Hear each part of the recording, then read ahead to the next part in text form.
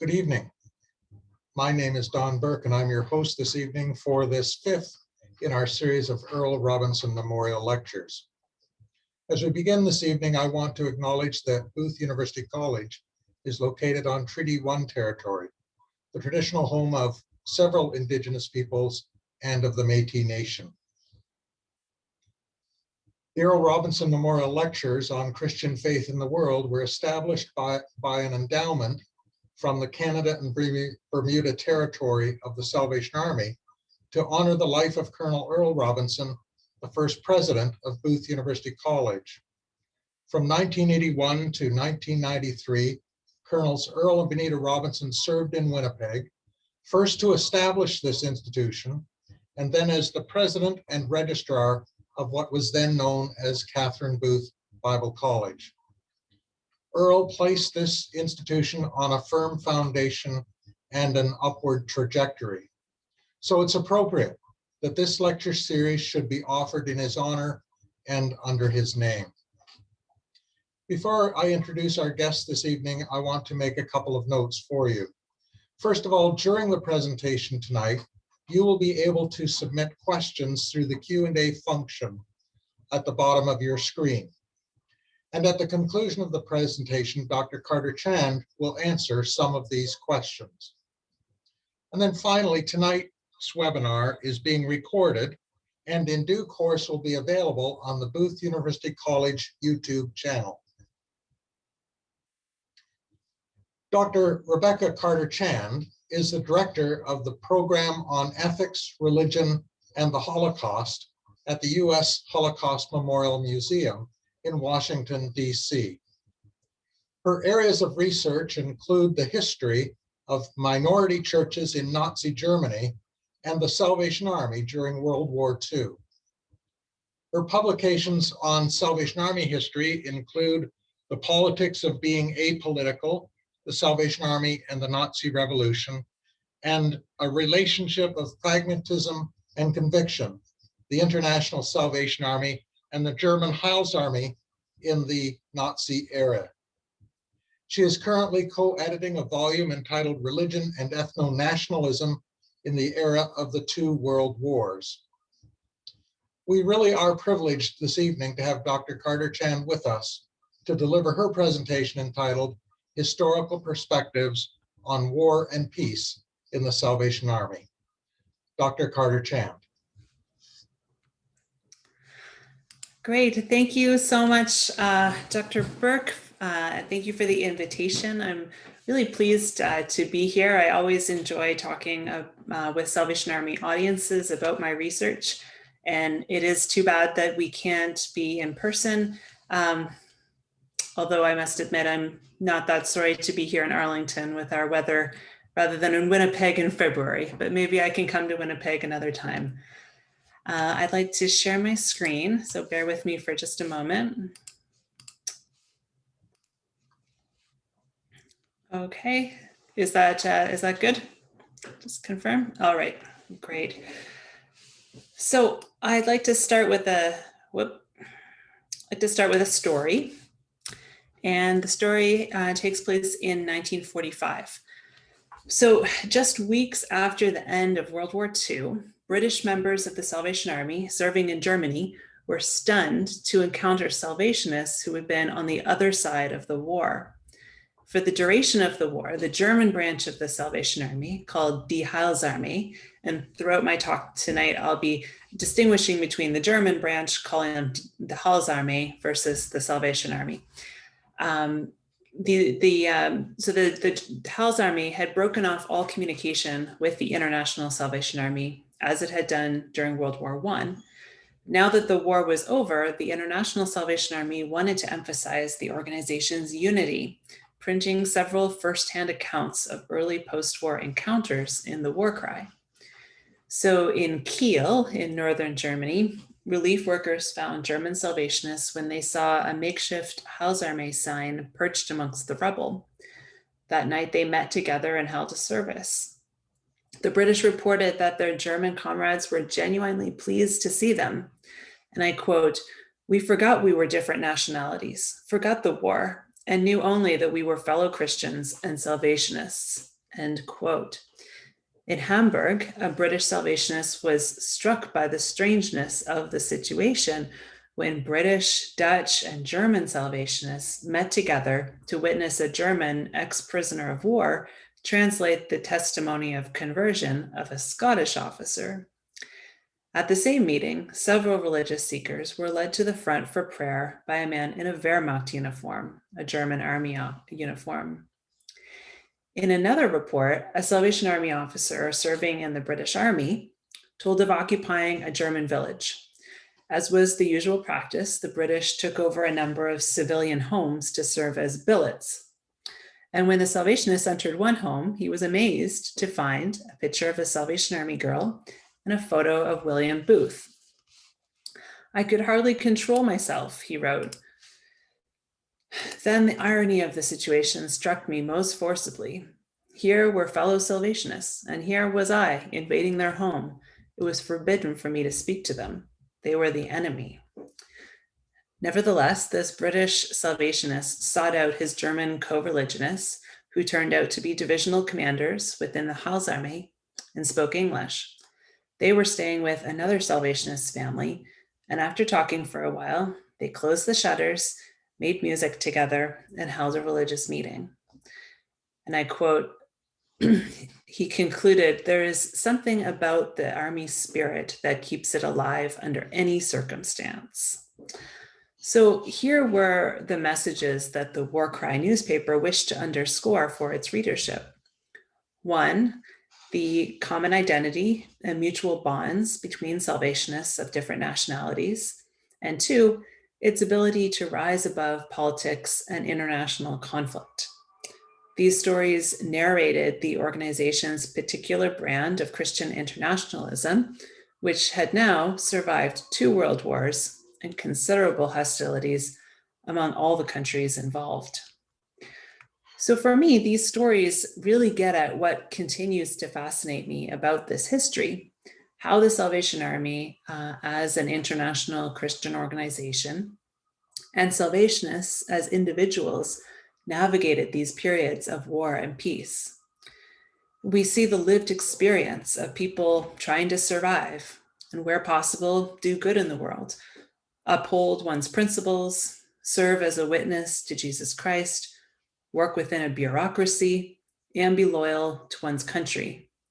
We see Salvationists in the military, Salvationists serving as relief workers, and civilians living in the midst of a conflict setting. The retelling and packaging of these stories for didactic purposes in the War Cry also highlights how the Salvation Army's identity is really wrapped up in this idea of Christian internationalism. And tonight we'll unpack what that means a bit more. So in this talk, I want to outline the Salvation Army's principles on war and the early 20th century context that shaped them, and also how the Salvation Army has tried to uphold these principles, as well as the ways in which war really challenges them. And I'm actually not going to talk that much about World War II and the Holocaust, which is my main area of research, but I'm happy to come back again sometime and speak to you again in more detail about that. What I want to do tonight is really cut through these iconic images that people associate with the Salvation Army and war, whether it's the donut girls in World War I, or the Salvation Army canteens in World War II, or even less known but heroic individuals like Major Elida Boshart, seen here on the upper right, who was a Salvation Army officer in Amsterdam during World War II and hid many Jewish children, and was later, after the war, recognized as a righteous among the nation by Yad Vashem. Or even the famous example of the Salvation Army's response at Ground Zero after 9/11. I'll also say at the outset that it's important to pay attention to the nature, how the nature of war has changed in the past 150 years, particularly the blurring of lines between wartime and peacetime, the role of terrorism, and the way that war targets civilians. And I take a really broad view of war and peace that includes not just the big formal wars like World War I, World War II, but also violent conflict in colonial contexts and prolonged disputes like the Cold War and the Irish Troubles, 9/11, and the recent conflicts in Afghanistan and Iraq. And before I go any further, I want to thank my students from Booth University College and Tyndale Seminary who took part in my course last summer. Together, we worked through some really difficult material, and they did some very insightful work on analyzing war cry newspaper coverage of different wartime moments. And they also each interviewed a Salvation Army officer who had served in a war or conflict setting. And I am indebted to them for some of the insights that I'll be sharing this evening. So let's start with three principles on war. And these come from Shaw Clifton, General of the Salvation Army from 2006 to 2011, who wrote a dissertation and later published a book on the Salvation Army in wartime. He identifies these three principles that the Army has sustained over time regarding its role in war: spiritual priorities, especially evangelism, compassionate social action to meet wartime material needs, and Christian internationalism. So this idea that spiritual bonds supersede national identity and national bonds. And this is very much connected to the idea of an importance of political neutrality. All three of these are fairly straightforward in principle, as they encapsulate the Salvation Army's entire ethos of caring for the soul and the body, especially for those in difficult circumstances, whether from poverty or injustice or war or natural disaster, and a commitment to working globally in many different political contexts. And we see these principles being carried out consistently over time, although once you dig a bit beneath the surface, you see how challenging they are, especially this third one. So I'd like to take these three principles that Clifton offers us and look at their early development. I like to say that the Salvation Army was born in an era of empire, and it came of age in the era of internationalism. And these two sets of events really shaped the Salvation Army's approach to war. The Salvation Army's early expansion in British colonies like India and South Africa tapped into existing structures of the British government's colonial presence there. And in these settings, Salvationists were often direct participants in empire building. Now, you have a very fine historian at Booth University College, Andrew Eason, who specializes in this aspect of Salvation Army history.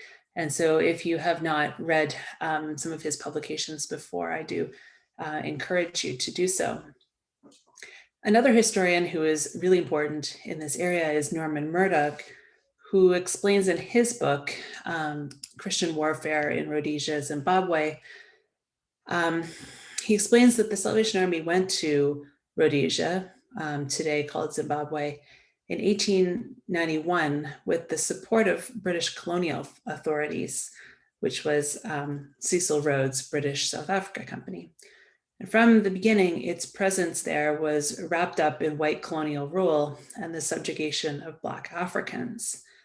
And in 1896, the Africans rebelled against colonial rule, and the Salvation Army stood on the side of the British, setting the tone really for the next 100 years. And so I think it's very important to consider these colonial contexts before we get into the bigger wars as well. Another early development that really shaped the movement's orientation toward war was the Naval and Military League, formed in 1894 to aid communication with Salvationists serving as soldiers and sailors, and to provide wholesome recreational outlets. The first time the Salvation Army was confronted with a major war was the Second Anglo-Boer War in South Africa, which began in 1899. And at that time, although the Salvation Army was still a young movement, it was operating in 47 different countries and had a presence among both the British and the Boer in South Africa.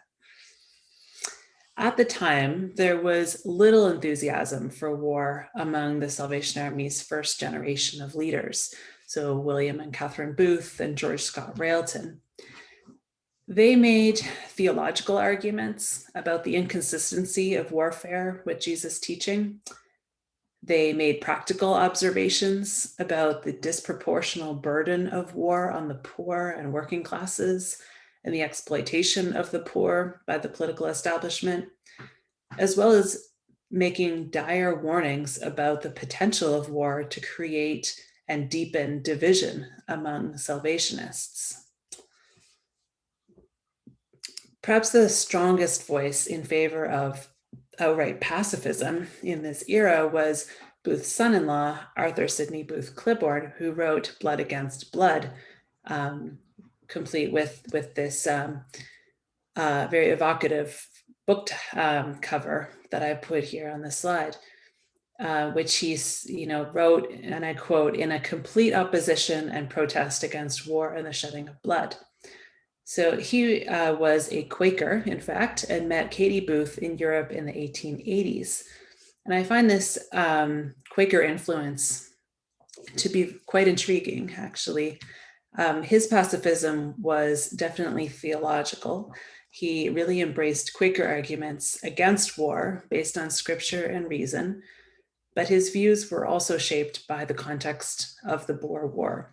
He believed Christianity should be an antidote to war. Booth Clipboard left the Salvation Army in 1902 over differences with the Salvation Army over pacifism. Like on many other matters, William Booth took a very pragmatic approach. When the Boer War broke out, he wrote, and I quote, "No matter who wins, I lose, for there are Salvationists fighting on both sides." Most Salvationists were British, but there were a few Boer or Dutch corps as well. It was the first time that the army really faced a situation like this. And so Booth urged Salvationists to pray for those who were on the other side. And this had a lasting effect. I think his words were repeated at the beginning of World War I as well. Booth also had some very specific instructions for people. This comes from the Canadian War Cry newspaper at the beginning of the war, where you can read, don't take sides with either party, with one party or the other if you can help it. He wrote about keeping clear of selfish prejudices. He said, don't read or talk or hear more about the matter than you can help. He advised people to keep their mind clear and focus on your own warfare against sin. Be sure you keep in your own soul be sure you keep clear in your own soul of every spark of the hellish fires of revenge, hatred, and malice, and all the other evil passions that will be raging in every direction. So really acknowledging that this was going to be a very difficult chapter that everyone was facing.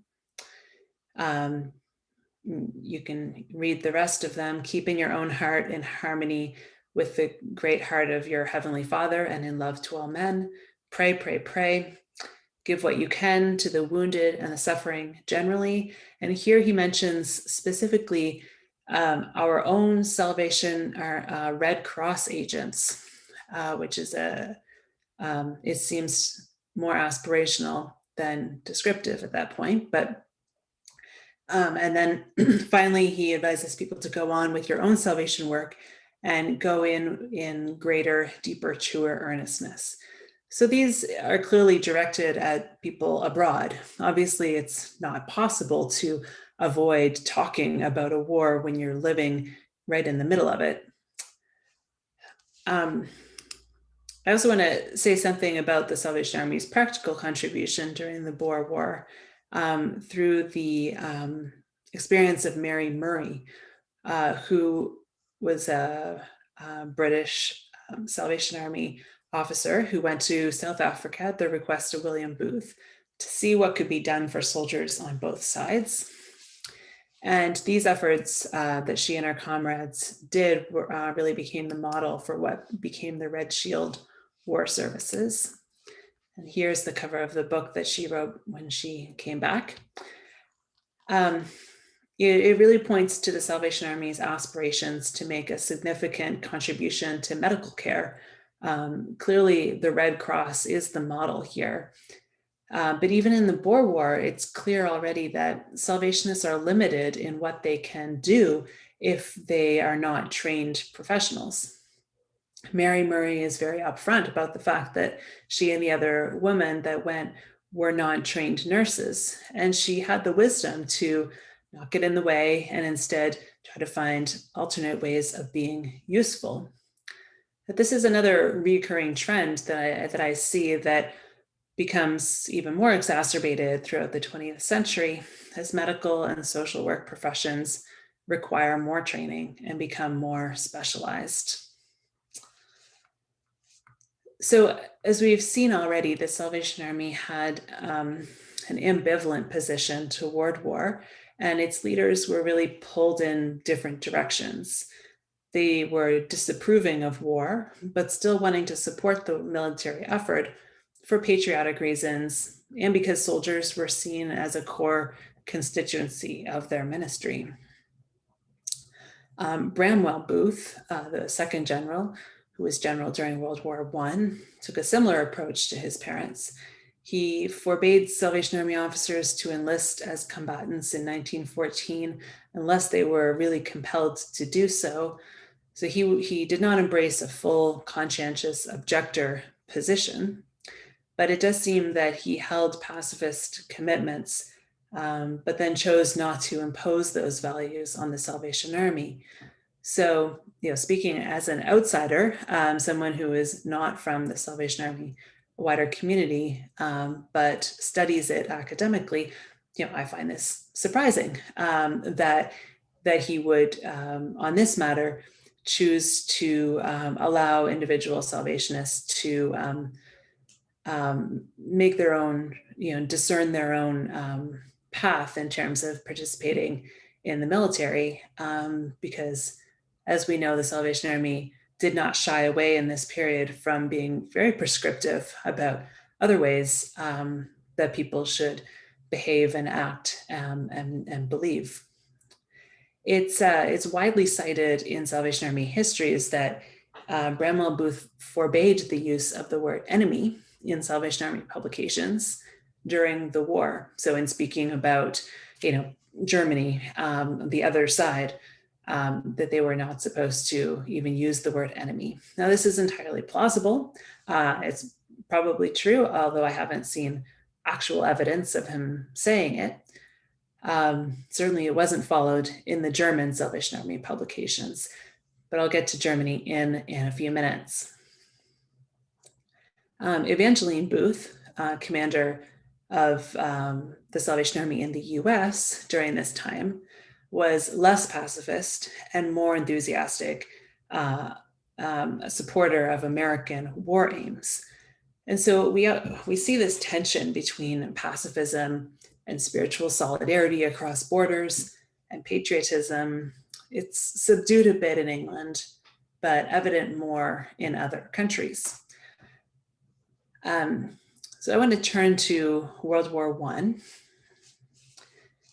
The Salvation Army at this point is in 1914 when World War I breaks out. The Salvation Army is 49 years old, working in 58 countries, 35 languages, over 16,000 commissioned officers, over 1,100 social work institutions. And it's at work in most of these countries that are directly involved in World War I, including Britain, France, Belgium, the Netherlands, and Germany. Germany had 150 corps at this time and over 500 officers. So I'd like to go into some detail here about the situation of the German Salvation Army, because this is my own area of research, and I think it will be new to many people here this evening. So the Salvation Army in Germany had been in Germany since 1886, and it had been recognized as a religious association since 1900, although it was not considered a church. After expanding its social work, it gained a pretty good reputation in Germany. People believed the Heilsarmee truly acted selflessly, doing practical work among the poor that was not self-serving. They were seen as eccentric, and definitely still seen as an English organization. So what happened when World War I broke out?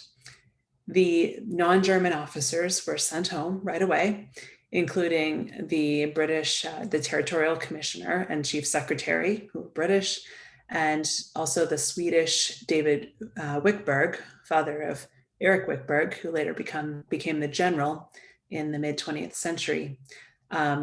So Eric Wickberg's father, David Wickberg, was the principal of the training college in Germany at that time. So they were all sent home right away. And just 3 days before Britain declared war on Germany, a territorial commissioner printed an open letter in the German version of the war cry, using language very similar to that during the South African War, urging all Salvationists to unite in prayer for peace.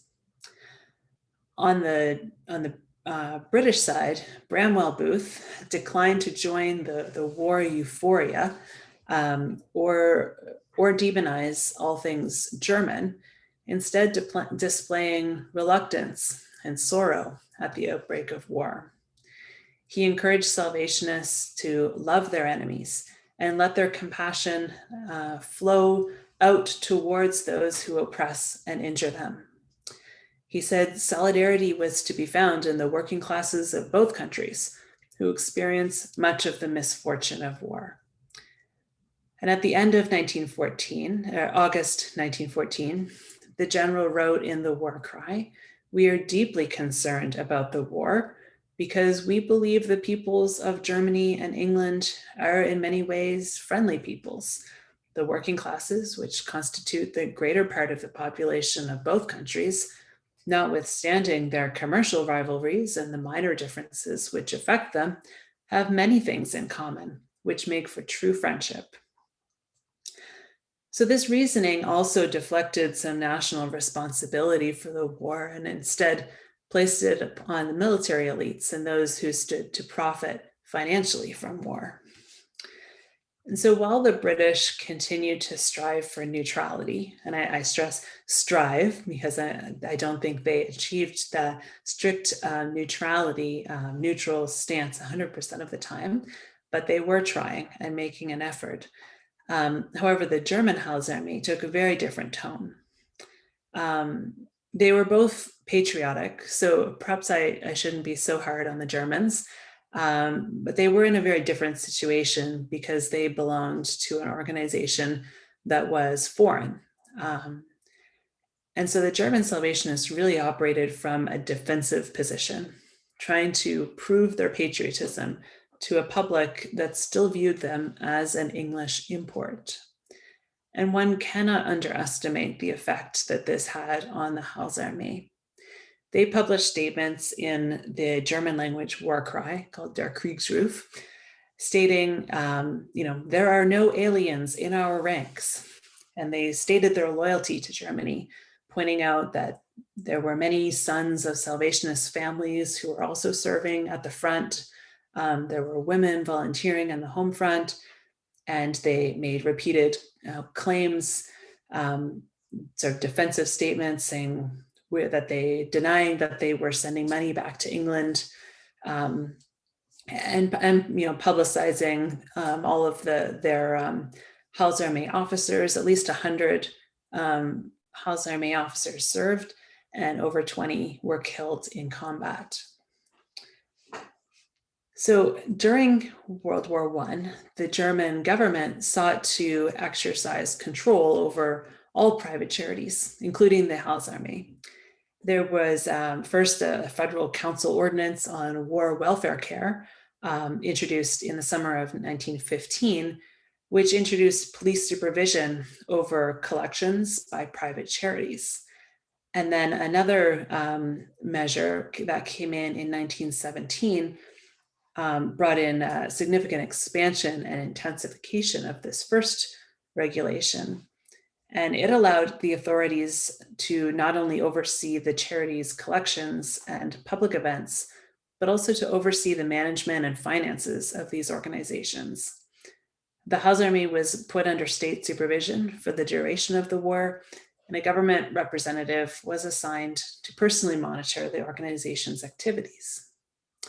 The Salvation Army leader, Karl Treite, assured the government that the Salvation Army would loyally obey this restriction and fulfill its obligation to the state. So I want to be clear here that the Salvation Army was not singled out by being placed under state supervision during the war because of its ties to England.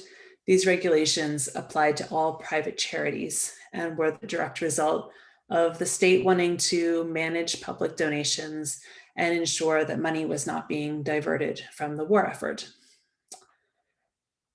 The institutional break between the international headquarters and the German Salvation Army was accepted as an inevitable part of war and was, at least at the beginning of the war, thought of as temporary on both sides.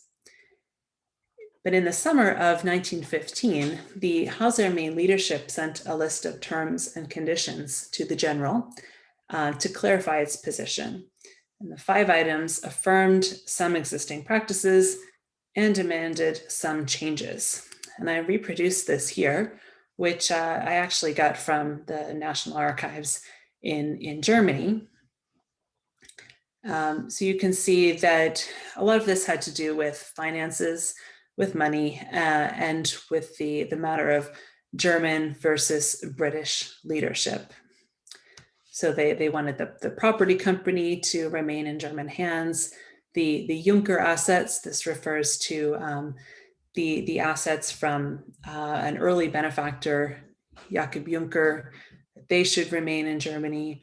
But what is interesting here at the end, they say, we declare our loyalty to the general and the leader of the Heilsarmee and will not tolerate any split. Furthermore, we remain spiritually connected to the entire Heilsarmee and acknowledge the existing rules and regulations of the Salvation Army. So over the course of the war, the Heilsarmee's commitment to remaining part of the international community waned. And Treite's correspondence with the Berlin police toward the end of the war reveals that he was prepared to pursue independence.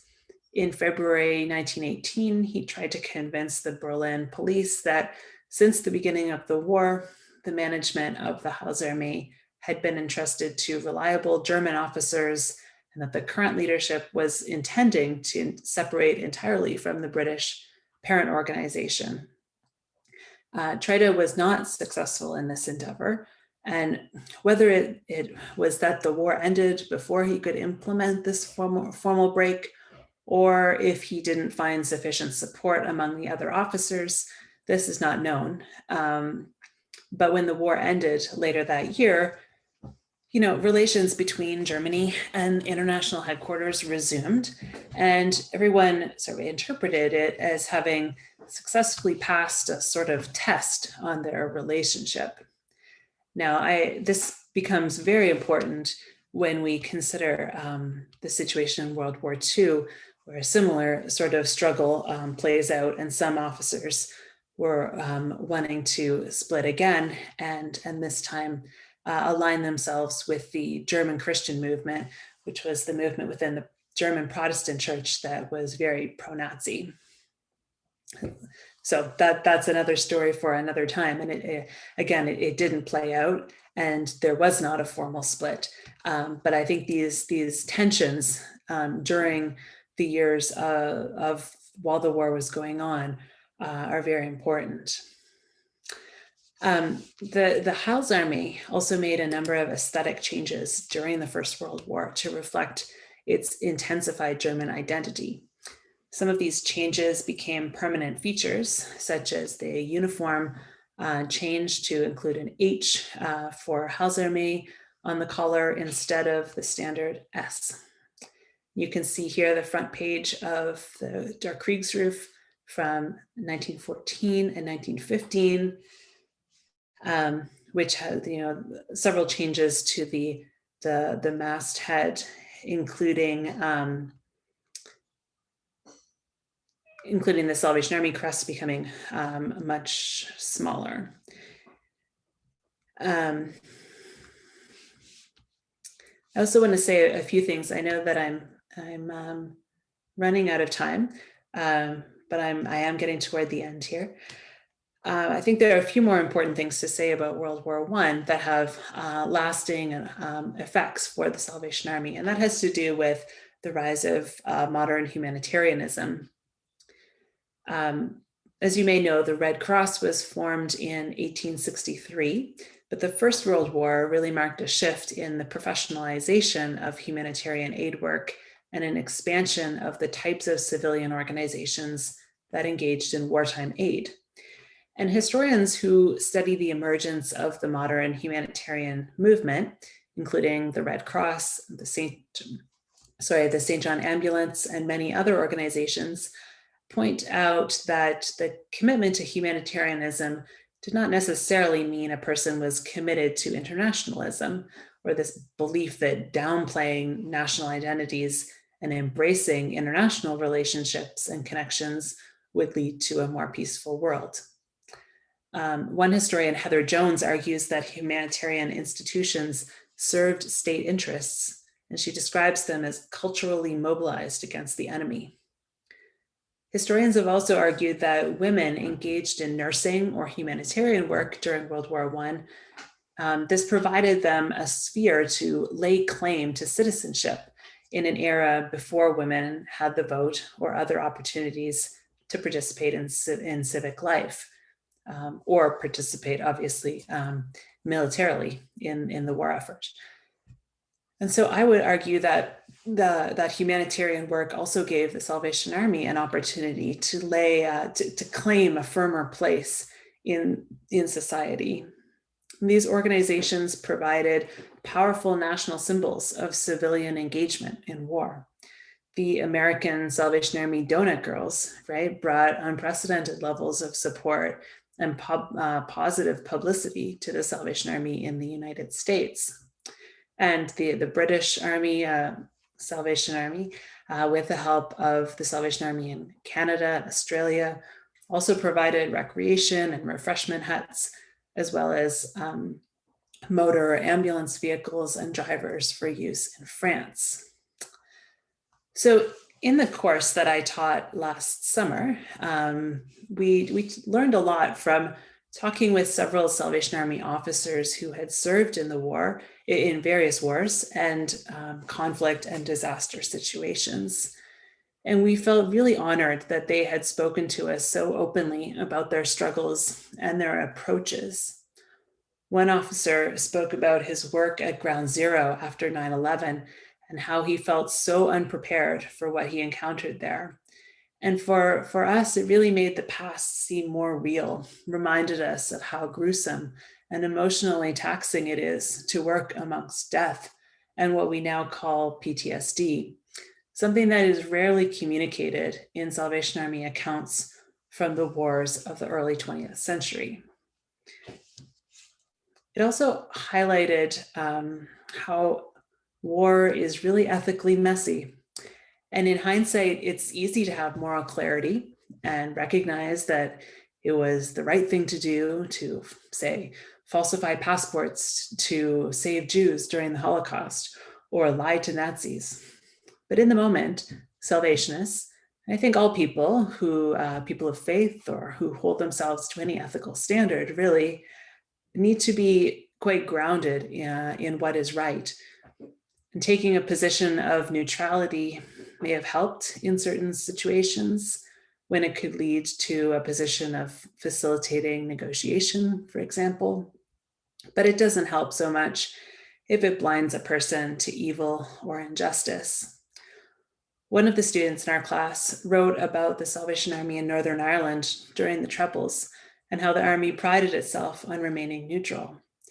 This was partly self-preservation, and it led to some concrete positive opportunities for the army to act as a neutral arbiter, but it too revealed some blind spots.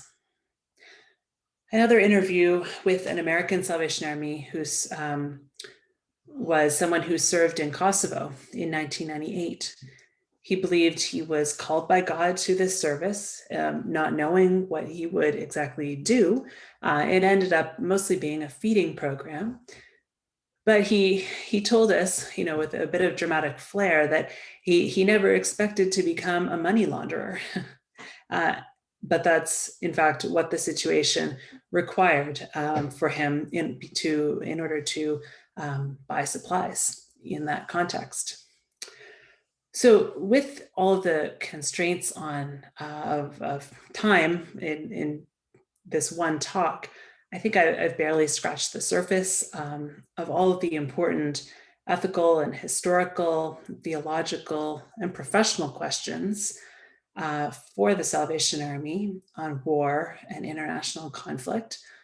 But what I hope that you have gained is a bit of a better understanding of how these early experiences of the colonial context, especially the Boer War and World War I, shaped the Salvation Army's attitudes and values and reflexes during every war that came after it.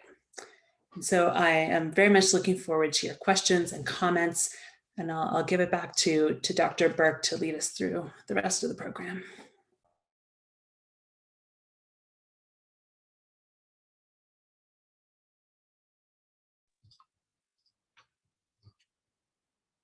Thank you, Rebecca, for that really quite marvelous presentation.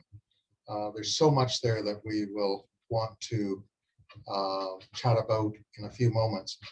Just a reminder to participants this evening, you can ask questions and offer comments through the Q&A function at the bottom of your screen, I think it will be, and feel free to do that.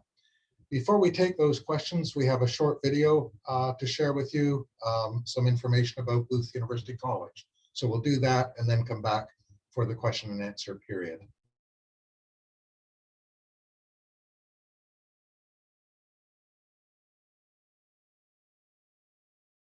Booth UC is a private Christian institution in the heart of downtown Winnipeg. We combine Christian faith and rigorous scholarship with a commitment to education for a better world.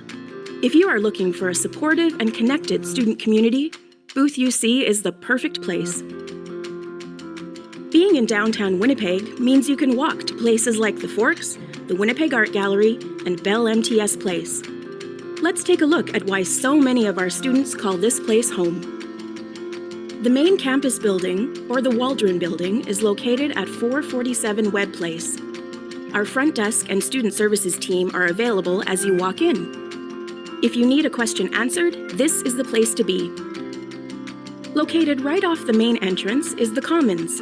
It's a student space where you can study, watch TV, or play pool. Also conveniently located on the main floor is one of the most popular gathering places at Booth UC, Booth Bistro. The bistro offers fantastic food at great prices. At Booth UC, your academic success is highly important to us. Located in the basement is Booth UC's Academic Learning Center.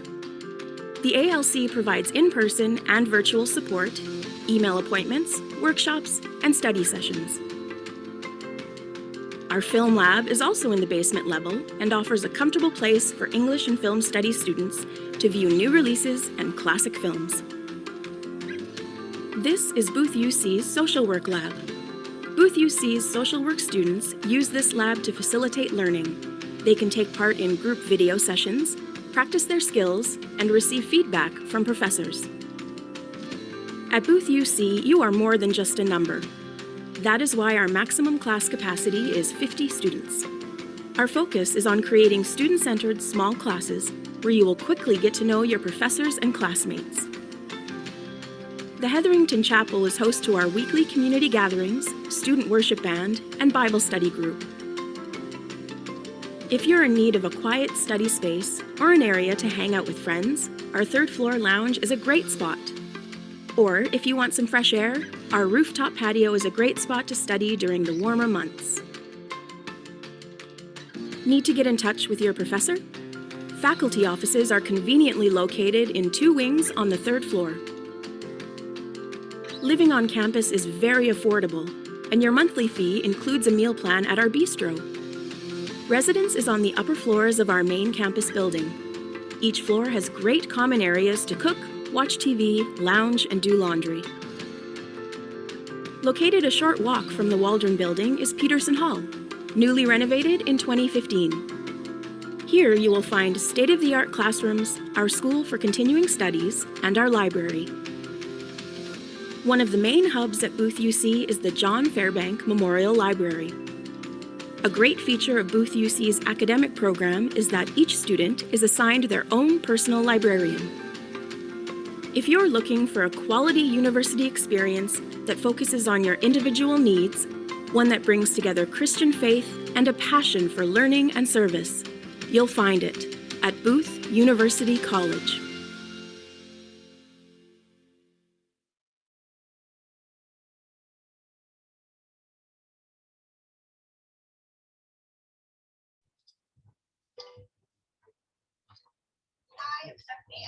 Welcome back. We've got a number of questions for Dr. We've got a number of questions here for Dr. Carter-Chan, and we're going to go through them together and allow her an opportunity to respond. The first question comes from a cadet who's training here in Winnipeg, but she's from East Germany, an East German cadet, and she asks this question. How did the relationship between the German Heilsarmee and the Salvation Army heal after World War II? She says, I know the Heilsarmee was opened again after 1945 in West Germany. How did the International Salvation Army think about the situation in East Germany not being allowed to open again? I don't know whether you'd have any response to that question, Rebecca. It's a great question.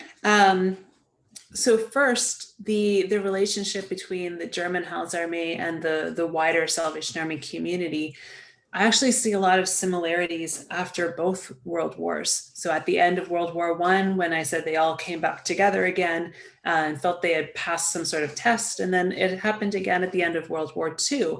And I think what happens right at the end of war is that suddenly there's so much opportunity that opens up for humanitarian intervention. And the focus becomes on, getting in there and providing meals to children and just so many opportunities to help and do practical work, that this is really what all the energy was focused on. And it's funny with the German Salvation Army, they kept their identity really malleable. So, during the war, it made sense for them to say, oh no, we're really German. We're really, everyone in charge is German. This is where our loyalties are. And then at the end of the war, it really was in their best interest to emphasize their international connections, right? When maybe being German was now a liability. And so, with especially at the end of World War I, where Germany itself was occupied by the Allied countries. And so this is what happens after World War II. It takes a few years before, when the East German state was, got its act together and did ban the Salvation Army in East Germany. This is true. In fact, I'd love to correspond with you offline and continue this conversation. But it's something that I want to look into more. I know that Salvation Army, individual Salvationists merged or found a spiritual home with the Methodists in East Germany, right, which kind of makes sense historically with those connections. But as for that relationship between East and West in those years of divided Germany, I don't have a lot of insight there yet, but it is something that I want to do more work on. Next question is, how do you interpret the Salvation Army's attitude toward war in the United States, particularly with regard to the strong sense of American nationalism? Yes, so I'm not sure if this refers to present day American nationalism or in the past. Probably the reading of the question would suggest that. Present day. Or historically, I think. Or historically, yeah. As I hinted at, I think there was a lot more enthusiasm for participation in war and sort of highlighting what the Salvation Army could contribute to the war. What did I include in here?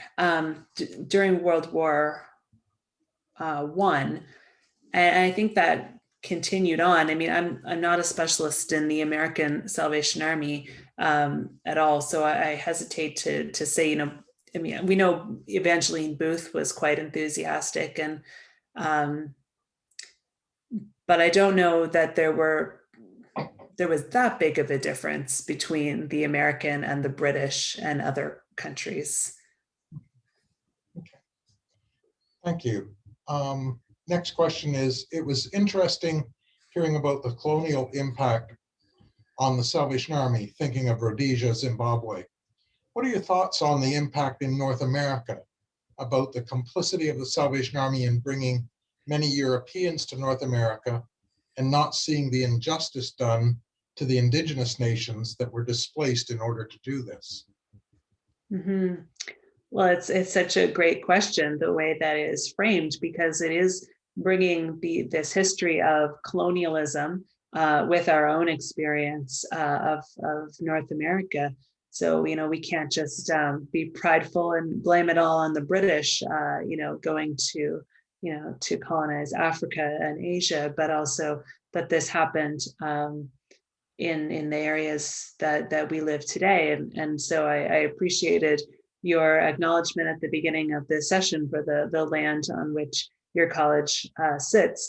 I think this is a history that we, all of us are dealing with now. And I think that what the colonial history can teach us, in other parts of the world, very much it could be instructive for how we think about our own situation. What I said in the conclusion, that it's easy sometimes to have moral clarity about, big dramatic things in the past, which seems so black and white to us, like, oh my goodness, this was definitely wrong, or that was, definitely heroic, and sometimes harder to see when it's closer to home.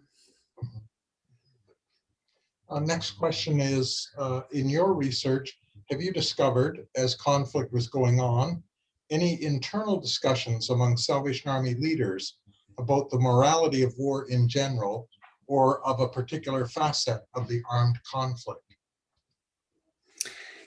Mostly I see Salvation Army leaders. Well, I mean, I shared with you some of the public statements and writings of the Booths, and George Scott Railton was very opinionated and, very, very much was not in favor of war.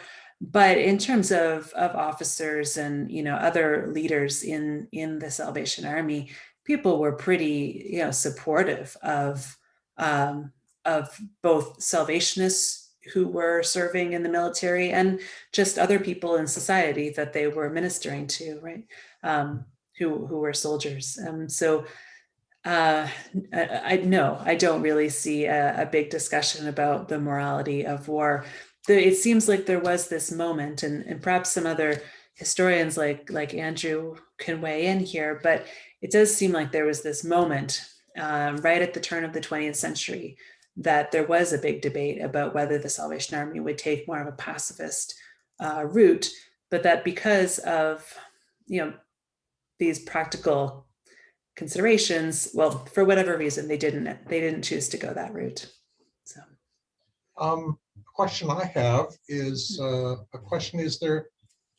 is there any evidence that you've uncovered that in situations of international conflict of the Salvation Army discouraging Salvationists from enlisting? I know you mentioned at one point. I just wonder whether that's something that you've seen any evidence of in your research.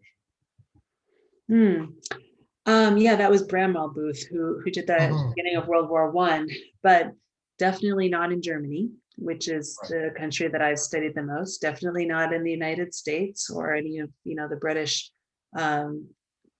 colonies or Commonwealth countries.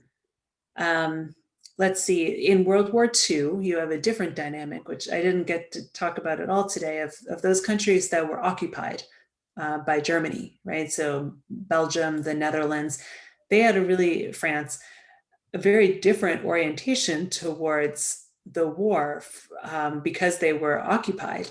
And so a lot of Salvationists became involved in the resistance movement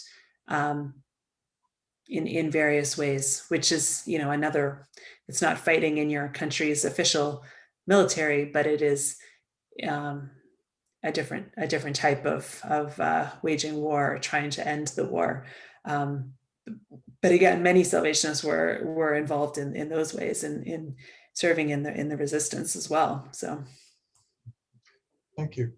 One thought that occurs to me, Rebecca, is I wonder whether there's an analogy here between the involvement that the Salvation Army seeks in service to perhaps and sometimes combatants, but also victims of war, and what we would find, say, with medical personnel who have an obligation to provide care for individuals regardless of their participation on either side of a conflict, whether that might be a model that or an idea that could be used in the case of the Salvation Army and its international work. So you mean going forward, or like presently? Yeah. I mean, yes, I think that it's interesting. At the Holocaust Museum, I hosted the national leadership from the US Salvation Army. Their headquarters is just here in Alexandria, Virginia. So they came over a couple of years ago, and we were talking about, helping civilians during World War II, particularly Jews who were, refugees or on the run. And, I was sort of challenging them, saying that, that perhaps they were a bit, not they themselves sitting in the room, but the Salvation Army during World War II in Europe was blind to injustice that was happening around them, because they were saying, well, we don't differentiate between anyone. We just help whoever's right in front of us. And I think, yes, that is sort of the ethos of the Salvation Army. And I think that, yes, it is a good model. The only trick is that, what about when only the people who are in front of you are only some of the people in need? What if some other people are just not so obvious? What if they've been removed from the situation? Thank you. I want to thank you, Rebecca, for sharing this evening with us. You've articulated for us some of the complexities of the Salvation Army's involvement and attitudes toward war and peace historically, and you've helped us explore together some of the problems that arise and some of the challenges that arise, not only in the past, but as we anticipate the future and the current involvements of the Salvation Army around the world. So thank you so much for this most stimulating conversation and presentation this evening. I also want to thank all of you who've joined us this evening. We hope that you found the presentation and the discussion thought-provoking and enjoyable. Our next Earl Robinson Memorial Lecture will be presented by Dr. Andrew Eason and is entitled George Scott Railton, Father of Salvation Army World Missions. It will take place on Tuesday, March 23rd at 7 p.m. and you can register for that webinar on our website at boothuc.ca.